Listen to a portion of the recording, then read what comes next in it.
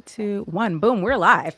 And we're here. So everybody, we're going to try something different this time. Instead of having the countdown, shout out moms. Happy early Mother's Day to all the moms out there. Happy Mother's Day to you, Miss L. Happy Mother's Day to you, Camille. Like it. So what we're going to do is everybody's going to grab their phone. And since they're watching the live, I'm going to do it on mine at the same time. I'm going to go to Facebook. And it's going to be like, girl, you live. And I'm like, oh, thank you. And I'm going to share it to my friends. Wait, hold on. It's going to be a mass sharing. We are going to let everybody know that we are here, guys. If you are watching us, whether you are watching the replay or you're coming in the room live here, if you see this, share this. Okay, this helps us get the word out. We've had amazing guests so far, and we want to keep bringing that to you. It's only supposed to go up from here. And the way that we do that is by having the viewership. So if you could just help us out. Hello. First of all, I like when people come in and call me beautiful now. Hold on. Ooh. You get it. You understand the assignment. Look, see, that's why I love my friends. Hi, Mac. He has a wonderful show. I always call it the wrong name, so I'm going to look at the name before I say it wrong because it's the Evening Experience. Hi, Mac. He used to be up on the radio up near you in New York, but now he's in Virginia. Yep, Mac 357, the Evening Experience. So, okay, period. I like an evening experience now. Well, hello and welcome to She's Got News, where pop culture, politics, and internet chaos all intersect. I am your amazing chaos whisperer, as always, Elle, better known as Brief by Elle, and this is my beautiful co-host, Camille Cower. I'll be here the whole hour. Oh no, that's cute. Keep it. Keep it. Stamped. Let me make sure I write that down. No, I'm kidding. As you guys come into the room, you know that our guest this evening is Isiah McNair. He is running for mayor out of Trenton, New Jersey. Very, very important election. I do assume we all went to school, so we know that Trenton is the capital of New Jersey, and we just got a new governor. So the mayor of this city works in conjunction with the governor at a higher level than any other city, I would dare say, in New Jersey. So this is going to be interesting. This is a stacked race. There are a lot of people in there, but I'm excited to talk to somebody who's running and actually is a police detective in Trenton. One of my biggest things, y'all know, I am a civil servant wife. I'm a fire wag, and I literally loathe people being governed and protected by people who don't understand their plight. Especially being in an inner city, somewhere like Camden. Could you imagine getting a call for whatever the reason, right? And now this person who's had the cops called on them, they're talking with their hands, they're annoyed, I didn't do anything. And then a cop perceives that as a threat because they're not from their area. You know what I mean? It reminds me with Instagram, where it was suppressing certain creators because they were saying, oh, that's the bomb. And they're like, it's our vernacular. It's not an actual bomb threat. So I really do enjoy that. I really, really strongly believe that people deserve to be governed, and I hate to say police, but they are police, but they should be able to be represented by these civil servants that actually look like them and have their best interests at heart. So I'm excited to get to that. Where are we starting? Lotto's retiring. Both of us are sad because that's big mama. We just got all excited because now you're going to be, but maybe she'll do because she's obviously becoming a mom. This is her first Mother's Day before she has her daughter or son. I don't know what she's having. Do you know what she's having? I don't. Okay, none of my business anyway. Maybe they changed their mind. But anyway, I'm not here to judge your pronouns yet. So I was so sad. You told me the news and I was just like, how dare you? Then I realized I love you, so I didn't get mad at you. But I literally, first of all, Henry County, Georgia girl. Henry County is the county right next to Clayco, where Lotto is from. Spent a lot of time in Clayco. Shout out to Lovejoy. That's specifically where she's from. I'm sorry. I've been down with Lotto since she was mulatto. Me too. I'm a real ass, chill ass bitch from the South. I'm acting like I can twerk. I can't, but I ain't athletic, but it's tennis for the necklace. Keep going. Why are we stopping? This could be Yo MTV Raps. Because we do not have the budget to sing Big Mama. Okay, I know. You have to do something for Big Mama for real. She said she's retiring off her coins. Not off of suing people. Yeah, we don't have the Um, budget for that. But I make sure you cannot. share and like and tell your friends so maybe we do get that budget. Period. Also replay or live, let me know your favorite Lotto song, your favorite Lotto bar. I want to know if you are a Lotto fan. If you're not, that's It's right. okay. You have time to catch up. She's retiring, so it'll be a classic. You can listen to it anytime. But yeah, it's really sad because she's coming out with a new album and that's going to be her retirement album. So it's like you're not even giving us a tour with it. That's all right. Maybe she'll come out with somebody else because right now there's so many concert tours. Like, I'm lucky. I'm more of I'd rather go to a comedy show than go to a concert at this point because I can't afford the tickets with the parking, with the outfit, with the merch because you got to buy the merch. I need the merch. Big Mama's old though, so like if it's not Beyonce, that's too loud. I can't do all that. Okay. Fair, fair. I put Because I used napkins to in be my ears at the movie theaters. Like, let's talk about it. Since when are the movies so loud? Who turned up the volume? and turn down the light though. I don't It know. was okay. It was a little So bit more light in the theaters when I was younger than it is now. It's pitch black in there. pitch black. But I also mean like the actual film is darker. Like it, Oh like yeah, yes. you know what I mean? Like some of them Yes. have like that Batman movie, although I loved it, it was times I'm like, am I supposed to like I keep having to remind it's kind of like with AI stuff, like I don't want to watch a lot of that because I don't want my eyes to get trained to think that's regular and normal and that eyes move like that when they don't. Agreed. So it's the same kind of like, wait, I don't want my eyes to get too used to this. And then we go outside and I'm really blinded like a vampire. I'm cool. Like, That's why I no, like I don't want watching that. stuff. They did the side by side for The Devil Wears Prada too. And they showed how dulled down the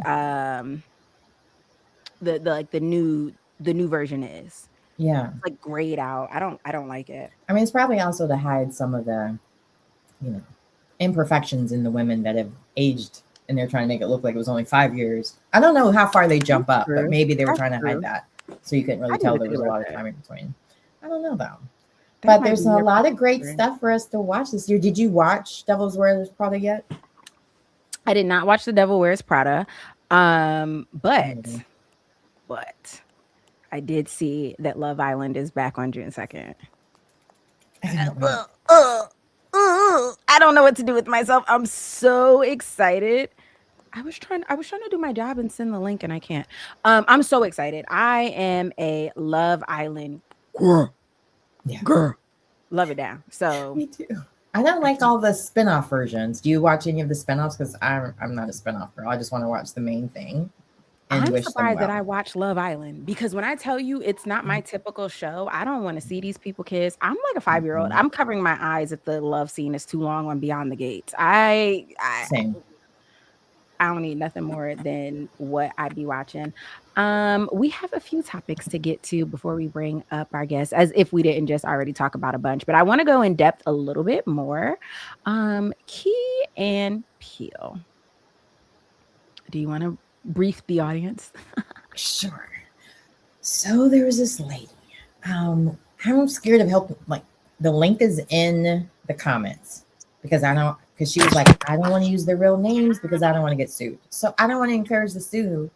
We'll use the fake names too. So No. there's a video out there with Banana and Locke, and allegedly, Locke is married to a woman that Peel made Get Out about because she is a lot like very controlling. She's the Yoko Ono of their comedic duo. And this comedian was sharing a story where she was supposed to have this wonderful opportunity. And because of Locke's wife, she did not. But one thing that was cool was that Banana's wife kind of called her and gave her a heads up, which I thought was Mhm. like I thought that amazing was because really good. Just Mhm. back up for the people. Allegedly, Banana is Jordan Peele. Allegedly, and Locke is Keegan Michael Key. Allegedly. I cannot stress that enough. Allegedly, allegedly, allegedly. These are these people. So I habitually on the internet, I happened to be scrolling like one morning in the wee hours and I saw a blind item post and it was brand new. It only had like one like, and it said that allegedly Banana is scared that Locke is going to end up like another famous comedian who was taken out of this plane by his wife as well. Phil Hartman. Phil Hartman. So all of this started, like we said, as a warning phone call from Banana's wife. Like, hello, this is what you're in. Be careful. Like, know what you're getting involved in. Allegedly. The Key and Peele show actually came to an end because of Locke's wife. Apparently, she was a menace on set. And apparently, the underlying inspiration for the movie Get Out was Locke's wife because Locke needs to get out. Allegedly. I like what again was it? You keep saying the A word. I can't really tell what you're saying. Allegedly. But I mean, have you ever been in a position where you were working somewhere or getting ready to maybe even date someone that somebody gave you the heads up, like, hey, by the way, this person might not mean you well? One time. Hmm. One time. And it was my boyfriend's mom at the time. We had dated, got back together like later on in life, and we go over for the holidays, right? I go over to their house for the holidays. He comes, picks me up, we go over there, and we walk in the house. It's like his mom, his aunts, people I had met before, his sisters, because we dated. I walk in the house and his mom goes, "Elle," and grabs me by the neck and like hugs me. I'm like, oh my God, she missed the kid. Can't get enough of me. As she's like hugging me and rocking me back and forth, she was like, I told you that my son ain't shit. And I told you to run the first time you got out of here. I am so confused as to why you were here. So I'm going to let you go. You go and eat. And I don't never want to see you back here again because he ain't shit. Not Mama Duke's giving you the heads up, like I raised a nobody. She Or literally was like, that boy ain't no good. You ain't got no business being with him. oh, did you I'm happy listen to to me? see you as a person, but I'm not happy to see you here with him because you don't got no business. Now, did you listen to her? Did you, or did you, girl? His own mama said I did. you were like, you're just a hater. No, I'm laughing because I can't believe I'm getting ready to tell you this on air. I'm Oh. laughing because you ever seen John Tucker Must Die? Yes. So I was in my own version, just me. I didn't have friends. There was nobody. It was me though. But I was planning a John Tucker Must Die, and going to Christmas was part of it. So I knew as well. Like she wasn't telling me something that I was surprised by. I Yeah. was just in the middle of a John Tucker Must Die plot. Mm. So I couldn't leave until the Yeah. plot was done. And then I left. I did. Okay, that's crazy. But it also reminds me. Last night I decided to watch. Have you heard of the movie The Drama with Zendaya and Robert Pattinson? Yes, I heard it's so good too. Please don't tell me I'm different. not going to spoil it. I'm not going to spoil it. But it's a similar situation happens where, in the sense of like, people have been warned. I don't even want to go into it because you haven't seen it because I don't want to tell you, but definitely go out and watch it because there's a Go lot on. of like layers to it. And I think depending on where you are in life or what you are in life, you might see it in a different way. Because I was just kind of like, dang, the microaggressions are hard with this one because one person can actually physically do something to somebody and somebody could just think it and it's a problem. Yes, So yes, yeah, yes. but go out and watch Um, it. It's really good. we've got two that I really want to get to before we get to the politics of it all, because it's also been a week in news. But I want you to talk to us about the Funny as Fuck with Kevin Hart and the roast of Kevin Hart coming out on Sunday. Okay, so what happened was, did everybody watch the show? Please put it in the comments. Netflix Funny as F, where Kevin Hart is having this new show where he's trying to find the latest, newest star comedian. Elle and I, we have a huge thing for comedians. Like, we love comedies. Okay, full disclosure, back in the day, I used to have a crush on a certain comedian just because I loved his comedy so much. And I'm not going to tell you who, but I'm just going to say that my other crush from high school smacked him. And it was like, it was really hard to choose between which one I loved most until later on. And then I realized, oh yeah, I definitely love Will Smith more. Oh my God, I just outed myself. Whatever. He was very funny. But every time I had those thoughts, New Jack City, Pookie kind of ruined it for me. But anyway, he's on there as well. and they're just giving a lot of great feedback and a lot of like underlying layers that you don't realize comedians have to go through. Because a lot of times you're just thinking they're just doing it from top of the brain, but there's a whole writing process. There's like a way to do it. There's improv, there's crowd work. They're doing all these different kinds of comedy as well, where they have to do like roast even, which brings me up. In the winter, you and I both disagree on this. So next time we have to make sure we watch it live so we can vote along with everybody else to make sure our winner wins, because we were really I need my winner to win. Wait, let's say it at the same time. Who did you want to win? I can't say. I don't remember his name. Oh. So I can't say like. You said he. Yeah. I like the curly-haired white girl, Caitlin. I don't know. I like the Indian guy, the taller Indian guy. I liked him too. Osama bin Funny. Yeah. No, he said that would be his name of his show if he won. Osama bin Funny. I know.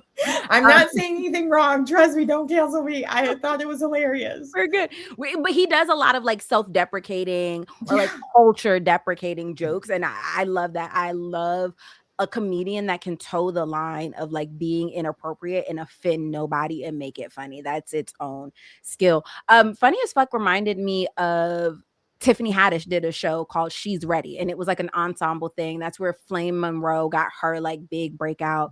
There's another like Puerto Rican mom, Takara was on there. So there was a lot of women comics that came out of Tiffany Haddish's one. Another one that I want to get to before we get to more serious topics is Drew. And the roast.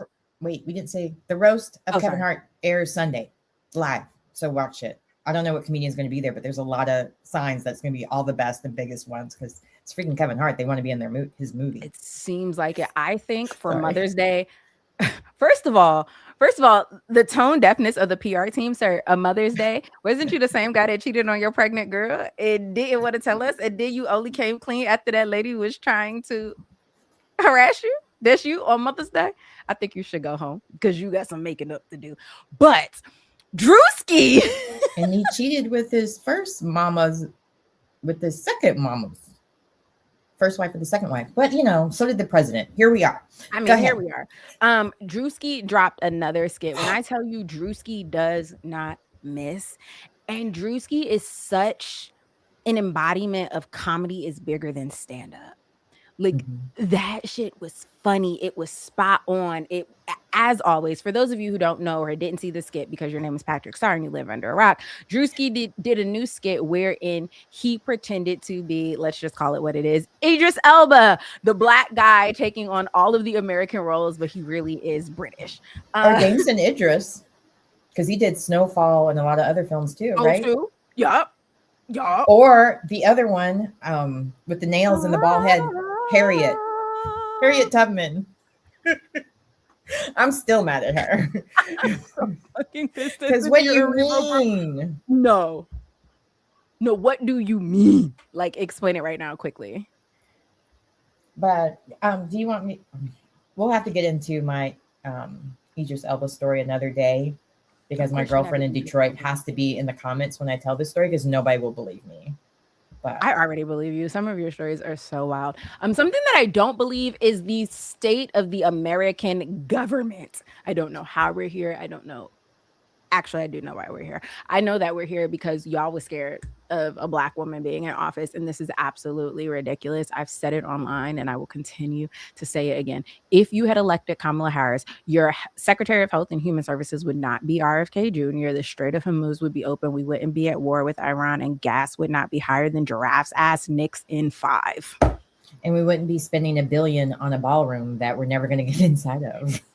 An unconstitutional ballroom. With that said, here to help us talk about all of the politics of it all, in addition to his current mayor run, we've got candidate for mayor out of Trenton, New Jersey, Corey Isiah McNair. Woo! Thanks for joining us. Thanks for being here. How are you? I'm great. How y'all doing? I'm good. Has anyone ever told you look like Kel Mitchell? Hell, I had to Google that person. I don't. From Keenan and Kel, keep all aging that. yourself. I haven't heard that. I actually heard the guy that slapped your favorite comedian. I heard I looked like him a little bit. I could take that a little bit. I did say they were both in my crushes. I've heard Chris Tucker. I've heard a few different people. Yeah. I can see that I was about to say Key and Pell, so that's not the right name. No, But Keenan and the Kel. Mitchell, Kel Mitchell. I can definitely see that. Now I want to ask oh you my about God. Every burger time I places. looked down backstage, I was like, that, and then I was like, oh, stay focused, stay focused. That's funny. Wait, what did they? What was it? Here. What are burgers? I gotta look it up. Go ahead. Sorry. Welcome to Good Burger, home of the Good Burger Man. Take your That's order. it. You knew I was ready. I can't believe Corey, you how are didn't you know doing that. this Friday? Thank you for I'm spending good. time I'm with good. us. It's been a long day, but I'm still going. I have an event after this as well tonight to go to. So I'm rolling. I'm here. Campaign season is Yes, not ma'am. Yes. for the weak. It's not for the sleepy. Not at all. Listen, rest. We'll wait until after November the 3rd to get some rest. You could do all of that when we ain't on this side of the plane. You know what I mean? While we here, we gotta keep it pushing. Let's start off at the top. You are running for mayor of Trenton, I'm running for mayor of Trenton, New Jersey. Yes, ma'am. You were literally trying to be the mayor of the country of New Jersey. Like, it's crazy. Yes. What encouraged you to go for that? So, a little fun fact: Trenton, you all can Google it, was actually the capital of the country at one point.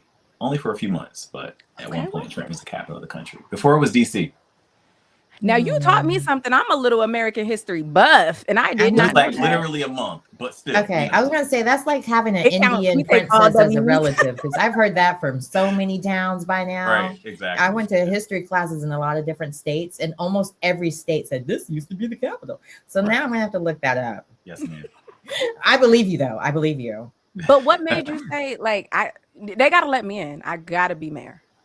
Okay. Well, that's layered, but I'll try to do my best for now. So, my name is obviously, hey guys, my name is Corey Isiah McNair. I was born and raised in the capital of New Jersey, in Trenton, New Jersey. Born here, raised here. I'm an investor here. Went through the full K through 12 educational system here. I work for the police department here. I have a nonprofit here. Trenton is my life. So that's just for starters. Everything about me is Trenton focused. But more importantly, in recent years, I was given the opportunity to actually work with the current mayor on his detail. I was, as you mentioned, I'm a police officer. I work for the Trenton Police Department. I'm a detective, and I worked on his executive protection detail for 5 full years. So that was my first opportunity to have a glimpse inside of City Hall, working directly with the current mayor for 5 full years. And so I was given the opportunity to see day to day and also the way decisions are made within the administration. So that, for starters, was my introduction into Trenton politics. And I want to, obviously, I'm running, so I want to change some things about that process and the way things are being done here in the city of Trenton. I like that. I think normally, right, when we talk about politics and you hear other politicians throw jabs, oh, he's not qualified, you need somebody. Right. And I think in 2026, we have to really redefine what on-the-job training looks like. Right. Especially in places where the average politician skews older, especially in certain places where there aren't term limits, right? If you never get out of the seat, how do I ever get the on-the-job experience? And the real question is, who qualifies the qualifier? Hello. So no, let's really talk about it. Who's qualified, but who looks at them and says, what are your credentials? What are your qualifications? Right? It's always a difficult, spin for folks. But I love that. But sitting, like you said, sitting right there at the right hand, being on their detail. I've worked campaigns and all this. I know how close the security detail always is. And especially, I can't even imagine in a city like Trenton, you're like right there. Like, hello, I'm ready. Right and there. You get to see and be privy to conversations. Because I think specifically what I see is now that we have a lot of younger people running, it becomes very absolute, right? I would not work with them. I would never. And that's not political science, babe. That's not how it works. You have to be able to have these conversations. And for you, for 5 years, to be able to sit there and see how the current mayor, whether you agree or not, maneuvers conversations, how they handle when they don't like something, you couldn't get better on it. You couldn't pay for that. There's not one candidate who's thrown their hat in that can say they've sat next to the current mayor for 5 full years and have been privy to decisions that this individual has made that impact the capital city of Trenton. Not one person. Yeah, that's I don't know how you do that. That is You got on the intimate job paid knowledge. training, and they paid you to be trained. Right. And I did something that I love doing. I love being a police officer. I love serving my community. So let's just say I was paid to do something that I would do for free. They always say, find something that you would do for free and make that You'll never work a day essentially in your a general career. life. I've done that. Now, I one thing, because you're so young as well, and I think what does that a mean? lot What's young to you? How old am I? Well, you're younger than me, and I could be your mama. So let's just put it that way. There's no way you could be his Impossible. mom. Look a little closer. Okay. Mom. Oh, wait. No. Wait, are you in your 30s? I am 37. I'll be 38 in 2 months. Okay, never mind. I can't be your mom. That's why I was like, if you could be his mom, you could be my mom. Wait, fun fact. The very first African-American mayor of the city of Trenton, New Jersey, was Douglas H. Palmer. He was elected at 38. Back in 1989, I'll be 38 when I'm elected, November 3rd, 2026. So I will not be the youngest mayor. Well, I stand corrected. So you're not a young man, but I still think you're younger than me. So, but not even that, but even like when it comes to the percentages, we were talking earlier about Kamala.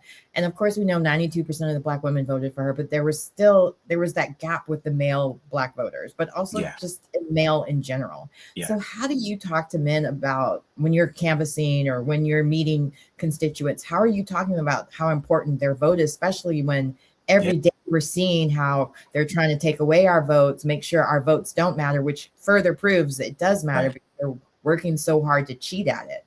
So how do you keep them encouraged and keep showing up to the ballot? Wow, that's a great question. So I think first we have to, Trenton, I don't know if you all know a whole lot about Trenton, but we are obviously the capital of the city, capital of the state of New Jersey.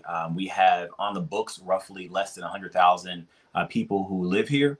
Let's say on the books. Off the books, we have a little bit more. Obviously we've had an influx in our population due to individuals moving to the East Coast for various reasons, we'll say, related to immigration and things of the sort. But let's just say that our community is a marginalized community dealing with a lot of challenges related to poverty and just a lot of distrust when it comes to the system, right? The establishment. And so what I found is specifically for minority men, there's a lot of distrust when it comes to politics as a whole. So you have to relate. So I have relatives who have, been on the other side of the tracks, right? And they've experienced adversities when it comes to law enforcement or just people who should be in position to advocate for them in general. And they're saying now, Corey, I identify, like, I know who you are. Even though you're a police officer, we trust you, right? These are guys who are older than me who are saying, we trust that you're going to do what's right for us. In the past, the distrust with politics and with law enforcement is you all aren't concerned about us, right? And so now people can say, like my cousins, I have a cousin who's 47 years old who said this will be the first time he ever voted in his entire life because he did not trust the system. So number one, you have to connect and relate to individuals who you're expecting to vote for you. We know our voter base in Black and brown communities is predominantly Black women, right? Senior Black women. But now I have guys who, because they know Corey, I was born on Princeton Avenue, I was in North Trenton, raised in West Trenton. I'm the guy from around the way. They know me. They've been out with me. They've seen me work parties as a police officer and not treat them like they were less than, right? So these guys are like, we have to make sure that Corey gets in there. I have guys who are quote unquote the ones who would not vote, who actually are going to the county building to get voter registration forms and telling me and my campaign manager, bro, look what I got. And I even had one guy who went to a different location and said he had some issues when he went in. He felt like people were trying not to give him the voter registration forms because he wasn't speaking the proper, vernacular to them. So these guys are inspired. They're like, listen, bro, we have to make this happen now, not next election cycle. It has to happen now. I love that. There's a feeling that comes over you when you register, specifically grown people, Absolutely. Grown 40 men. plus. Yes, we did an event in the projects and we took iPads out and we were registering people on the spot via the website. And it was like just seeing them riled up about a candidate that they saw themselves in. This is what politics is supposed to be like. Now, I do want to turn the heat up just a little bit. Okay, let's go. You're running for mayor in I am. Trenton, right? Yes. Trenton has on paper about 40 to 43% African American population. You're home of the oldest and the only max security prison in the state of New Jersey. I used to be a CO as well. My father used to work over there as well. But you talked about some of the discrepancies and injustices Absolutely. that Black people face. Yeah.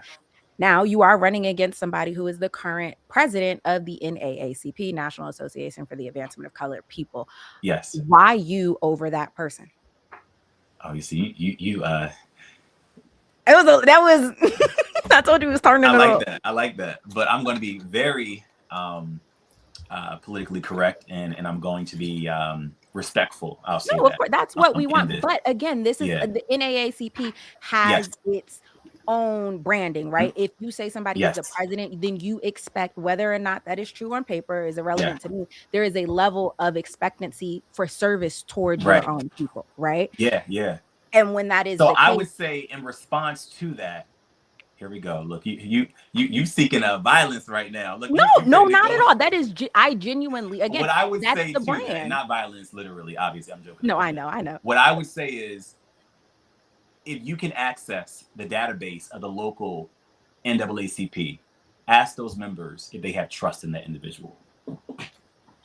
Sometimes we seek roles intentionally, right? Because we have our own agenda. For me, this is my life. As a police officer here in the city of Trenton, I understand that Black and brown people don't get second chances, right?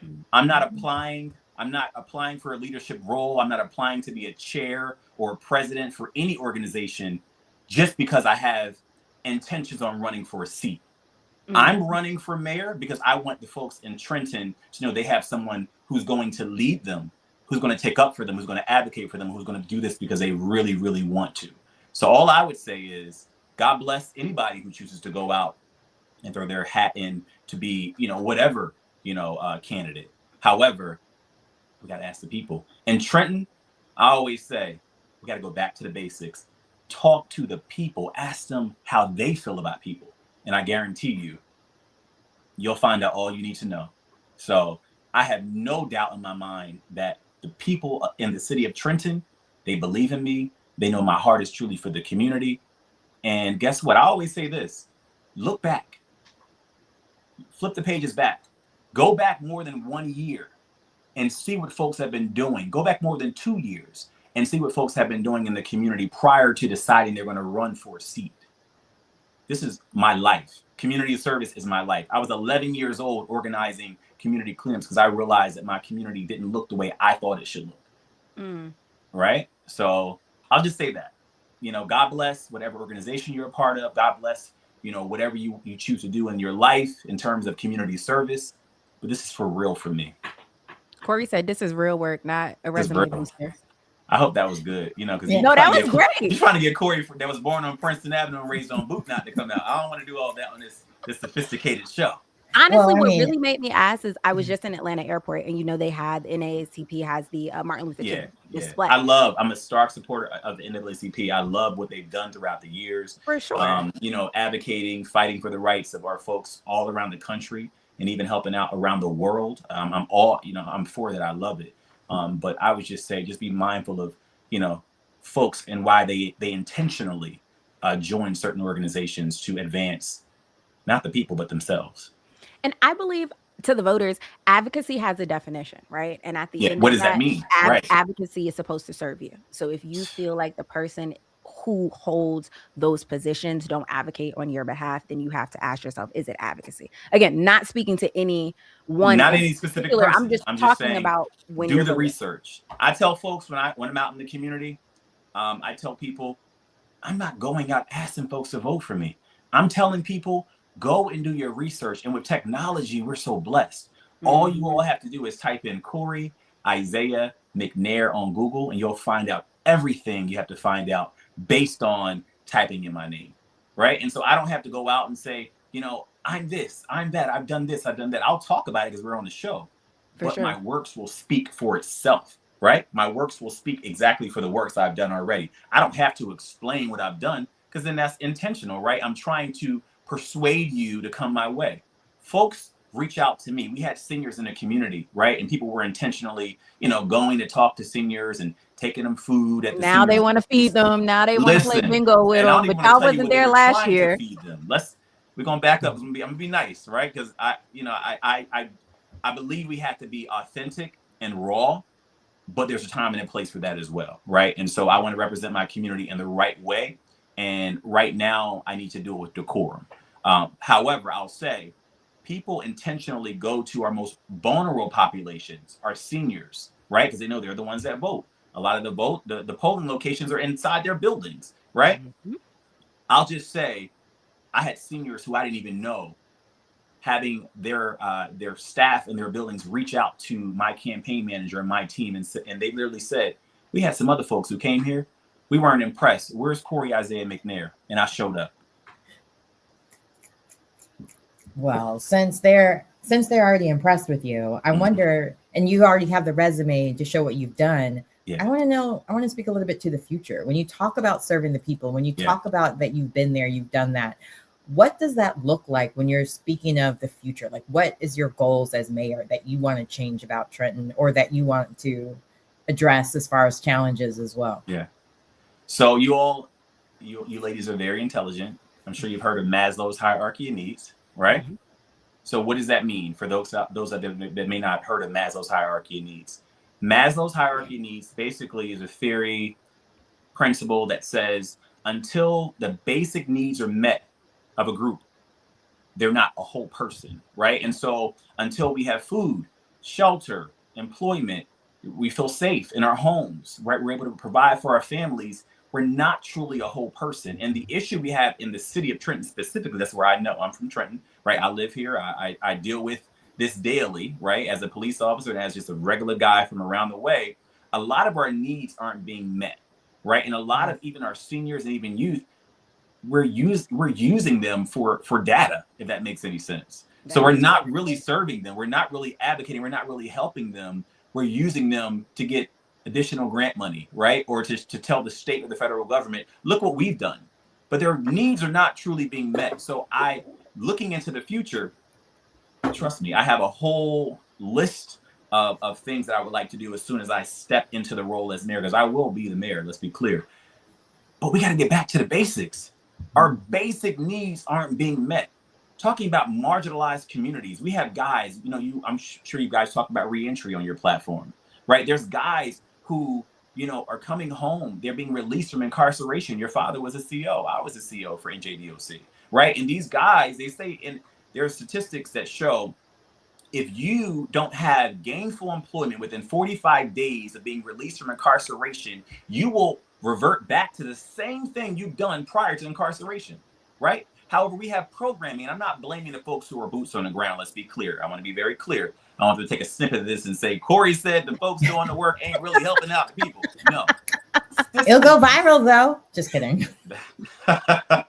Systems in place, right? They are playing with the minds of the people. They're telling them, we're going to give you a job. Guess what these guys, because I've had guys inbox me on social media because they know I work for the city. I worked with the mayor. I work in community affairs with the police department now. So I have people who are literally inboxing me like, yo, bro, I got a job when I came home. And then I worked for 89 days. On the 90th day, they pulled me in and said, oh, your background check came back. You can't stay employed because, and then the list goes Insert. on. Yep. So these guys are like, yo, I can pay my child support down. I can help out Mom Dukes. I can help out my girl with the rent, right? I'll have a pension. I can get a car. I'll keep money in my pocket, which won't make me want to resort to the extracurriculars that got me there. That will cause me to get arrested. And then the 89th day, I get called in and they say, I'm sorry, we can no longer keep you as an employee on the books. Stop playing with my people. Stop. I got a problem with that. And there's so many times that I see this happening because I've been blessed to be in different rooms, right? Because of the places God has allowed me to go, where I hear it and I see it. And I'm not okay with it. And I'm not going to sit back. So people ask me, why are you running? I'm leaving a police and fire pension. Cops are saying, "What is wrong?" Extra What bad. is wrong with you? I don't What wanna is know. wrong with you, Brother, girl? what is wrong with you? Dude, sorry. I'm Teamster wife over here. What? My husband Right? got the pension. 25-year pension, you're done. Guys go in to become cops at 20 years old, retire at 45, they're done. They can literally go and move to Florida. Yes. I tell people, I can care two. I'm trying to be kind on here. I'm getting excited, y'all. I don't care about a pension. My people are more important, right?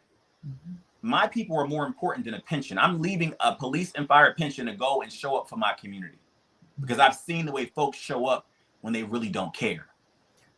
Well, speaking of that, like just right before we came on air, I saw that Elon Musk was in an interview where he was literally calling Medicare and Social Security entitlements. That if we just got rid of those entitlements, folks we in wouldn't be in marginalized trillion communities don't get proper access to health care. What does that look like? A lot of these guys who are in our communities who don't have health insurance don't find out their diet. First of all, let's look at our diet, right? I'm the same kid that went to public school growing up. We walked to the corner store. Some people call it bodegas. You walk to the corner store as a kid on the way to school. What are you buying? CNC sodas. You're buying chips. You're buying candy. A lot of us are diabetics before the time we're 35. And we don't know that we're actually, we don't know the various y'all got them little, y'all got the deep fried things with, I don't know what it's called, with the little pizza and the cheese pull. You know what I'm talking about. It might be good, but how does that look for our cholesterol, right? No, it's horrible, but that shit is good. I mean, it's a food desert, right? They did that and by a food intention. desert. Not getting natural. We're not eating fresh fruit and vegetables, right? Like this is bad. This is bad. So talk about access to healthcare, and he says it's like basically is a luxury. No, our people need access to healthcare. I don't care how much money I make in this lifetime. That will not, and I say this to people like, oh, you're a Democrat, you're a Republican. I won't get into parties. However, I will say, look, I'll just say I'm fighting for my people until the day I die. I don't care how much money I make, because you know when you usually you kind of elevate in status, usually your party changes because now you're looking at the different tax brackets and all of that. Look, I could care less. I thank God for the blessings, but I'm going to always fight for the underdog. I'm going to always fight for those who don't know how or who cannot get access to those spaces to be able to advocate for themselves. I'm going to always do it to the day I die. I love that. We need people like that, people who believe in investing in their community. We're going to get to the cards. I got one more question for you before we go. Speaking again to the future and talking about advocating for your community, we know that the mayor, y'all should know, Corey knows, y'all should know that the mayor is not in control of the Board of Education. However, you were that changed. That wasn't the case a few years ago, but we can talk about that if you want for a moment. Just slightly. You have 8 charter schools in Trenton, New Jersey, that have a significantly higher graduation rate on paper. You currently have about 4,000 of your Trenton school age residents that are members of the charter school. My question to you is, how do you plan on working with the Board of Education in a world where we know that the numbers follow the kids, right? So if your public schools have a graduation rate of 66% and your charter schools have a graduation rate of 96%, done your research. Okay, sister. The kids are going to follow. How do you plan to work with them to make sure and ensure that you guys are not the next Patterson, you guys are not the next Montclair? Okay. All right. Well, let me go in and just explain. I'm a political first. science girl. So prior to the last council, let's just say, they voted to change the process. So prior to the last council, the mayor, right, the chief executive officer of the city, we have a strong mayor, was able to appoint school board members, right? And what does that mean for a mayor who's a good mayor? They're going to probably pick the best and the brightest, probably retired educators, people who actually, have a vision for the Board of Education, who can show some history in working with youth and all of that good stuff.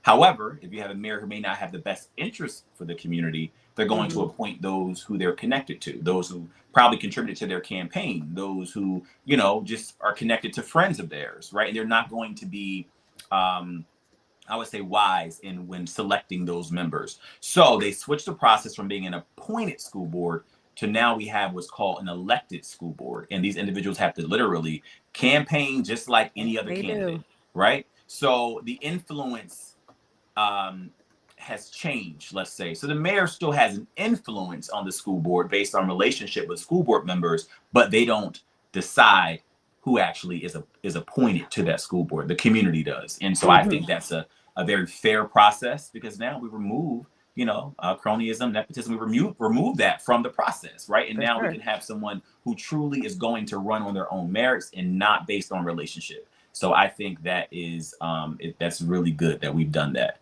But once again, I think just having the conversation, bringing folks to the table. Now, some folks are, who are pro-union and want union endorsements. They only go for the public schools versus the charter schools. And, and we can go down and break down what that means. But I think that we all need to have a seat at the school system needs to have a seat at the table, and we need to come up together on how we're going to be able to help our children and our community be more successful in terms of academia. So whether you decide you want to send your kids to a charter school or to a public school, how are we working together as a body to make sure that our kids are successful and they actually graduate? So I think that when you look at rates of individuals who are more successful in charter schools, usually the parents are opting to actually send their kids to the charter school, so they're more involved in that process. Whereas public school is just a given. You go and register your kids on September 15th or whatever the day is, and they go to school, and then that's it. You're kind of not as involved in that process. Whereas charter schools, you have to actually go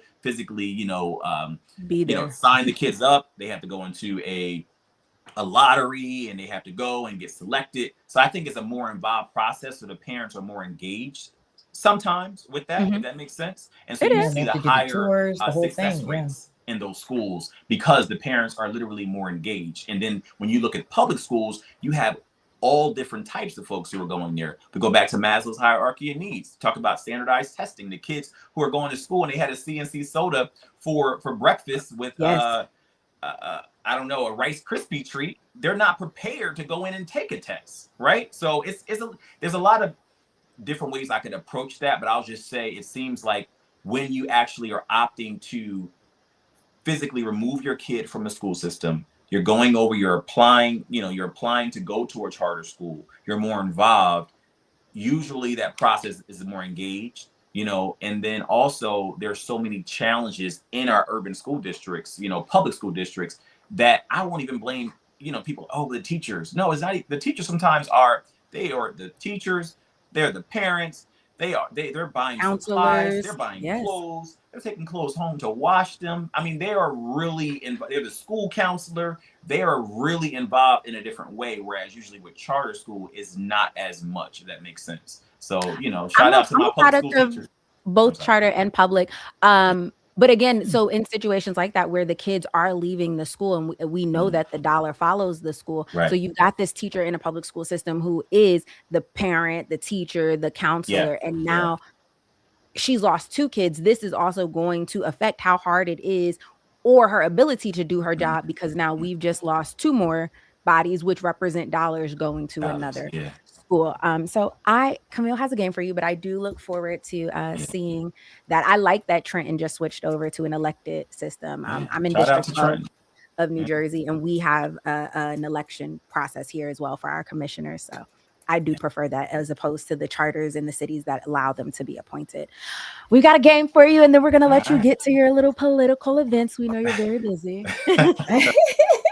So this is from Black Flicks Trivia. Black Flicks Trivia. Cool. A little shout out to them. I don't even know if they're still in business. I meant to look it up, but I got this during the pandemic. Anyway, and last week was my first time getting to play it. Say what? And now we're getting ready to be in another one.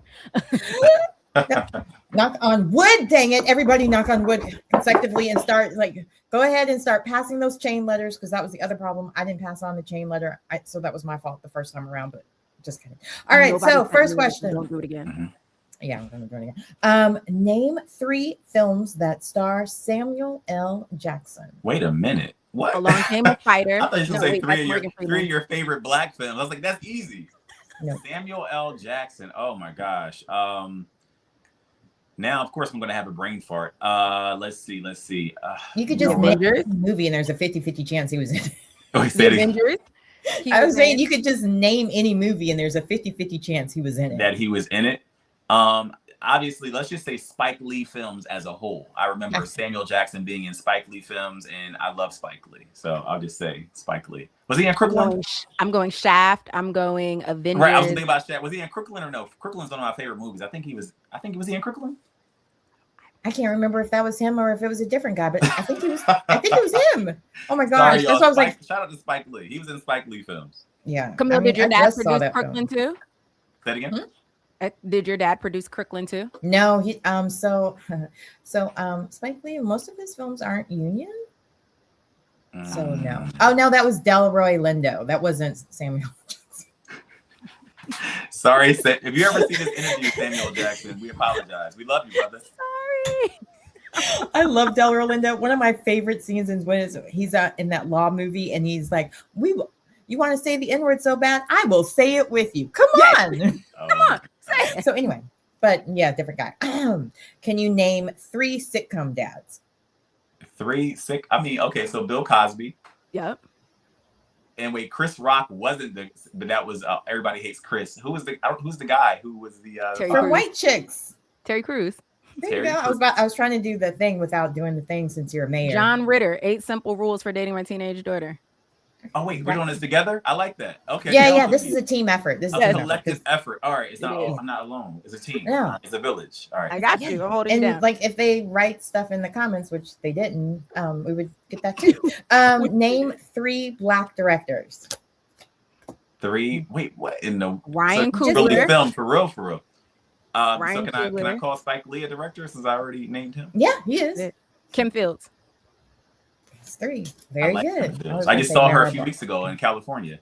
Oh, now you're showing out. Name drop. And she shouted me out and said I'm running for mayor as well. That was dope. That's cool. I'll get that little video clip for you. I'll send it to you guys. So is there kind of like films that you do watch? Because I feel like I feel this is kind of unfair. Like you haven't. So all right. So full transparency. You didn't know who Good Burger was. Undergrad, I went to New Jersey City University, so NJCU in Jersey City, New Jersey. Shout out Jersey City. Yes. Like Andre is like, he's named all of them. He even named the one that we were talking about before you came on with Jordan Peele. He's got Jordan Peele, John Singleton, rest in peace, Tyler Perry. Oh, yes. So he's the movie buff in the family. I was ready for all politic-related questions, and y'all hit me with the movie directors. I'm like, wait a minute now. Yeah, sorry. I got my little stuff over here, and I'm like, I'm ready to go. I'm like, so you had to cheat with the wrong. That's why I was ready to go. I got like, listen, I'm ready, and here we are, movie directors. It's always a spin. It's always a spin. We gotta make sure that you're really down for your people. Ready. Right. Since Netflix is getting ready, didn't they build a studio in New Jersey or near Trenton? Can they come to Trenton? I don't know. They have a lot of open space here. I think we need to hit them up. Yeah, I'm just saying. You might get a cameo, Mr. Mayor. Okay, so my shirt's kind of giving a hint for this one. Yeah. Name 3 biopic films. Oh my. Fantasia, Michael Jackson. Fantasia, Biggie Smalls, the Biggie Smalls story. Wendy Williams. I'm really a part of the culture, y'all. There it is. Aaliyah. Aaliyah of the Lunchbox. Good job. Oh, I love Wendy Williams. I really do. Hopefully she gets better soon. I love Wendy. I miss her so much. My undergraduate degree was in media arts, and I interned in television. So I interned at the Maury Show in New York. I was the last of the interns. So you know who the fathers are. Say it again. Because I was like, you are not the father, so you know who the fathers are. Yeah, right. And that was behind the scenes of that. I won't get into that, but that showed me a whole different side to reality television as well.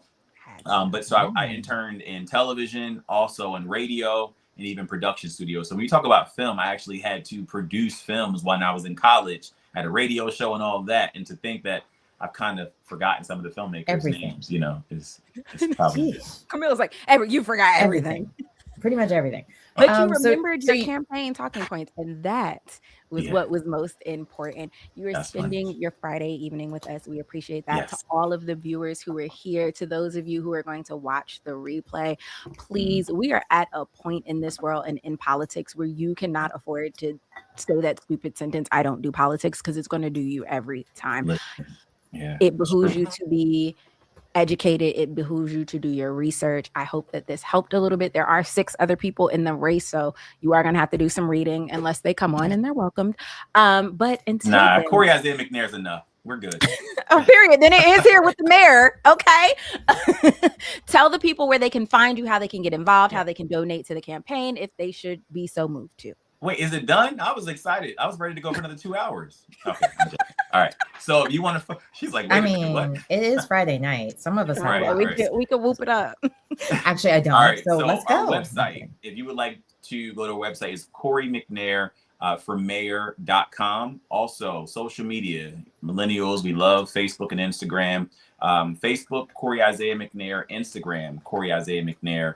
If you would like to contribute to our campaign, once again, when you're going up, folks who don't understand what the establishment is, or the machine, when you're going up against the establishment and the machine, they are the ones that have the professionals donating to their campaigns, right? So you're talking upward of, $200,000 to $300,000 they already have just because they're inside of the establishment, right? Mm-hmm. So for us being, and we don't like to use the word grassroots. Just for the people, but for campaigns that are really for the people, usually you have to rely on the people to essentially to raise the funds, to push out the material, right? And social media makes it much easier for us now because we can just go on Facebook, and that's how I'm getting all my momentum. My very first campaign announcement flyer got over 100,000 clicks on social media. Now imagine 30 years ago what it would take to reach 100,000 people. Yeah, that would be a lot of money, right? So that has really, social media and just technology has helped us so much, right? So yeah, but if you want to connect with me and watch my stories and my posts, Corey Isiah McNair on Facebook, Corey Isiah McNair on Instagram, and then Corey McNair for mayor.com to be able to contribute and just watch our journey.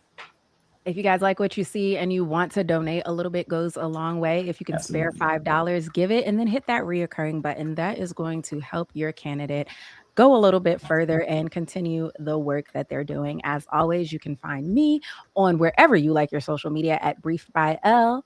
And Miss Camille, you can find me at CamilleCower.com and also at The Real Camille Cower, almost on every social platform except for TikTok and Twitter. Period. Stay right there, Corey. Don't go anywhere. Hold on 1 second. You guys could have been anywhere on the internet this Friday night, and you were here chit-chatting with us, and that was greatly appreciated. Anything you want to tell the people before they go? So thanks for joining us, and make sure you subscribe, share, and tune in, because next week we will have my dear friend and comedian and actor, Guy Torrey, from Fat Tuesday, from Life, from Pearl Harbor, and so much more. I know you don't know who any of these shows or movies are, my dear mayor friend, but that's okay. One day you're going to watch movies again once the campaign's over. You're going to have a theater room in the mayor house, the whole mansion. I'm sure of it. Anyway, until then, make sure you tune in next Wednesday at 7 p.m. Eastern. We'll be back to our regular time. And happy Mother's Day to all the mothers out there. Oh my God, I'm so excited. Guy Torrey is like a dream bucket list. You guys go out in the world and be nice to people. It's free $99. Okay, so just do that shit. Thank you. Bye.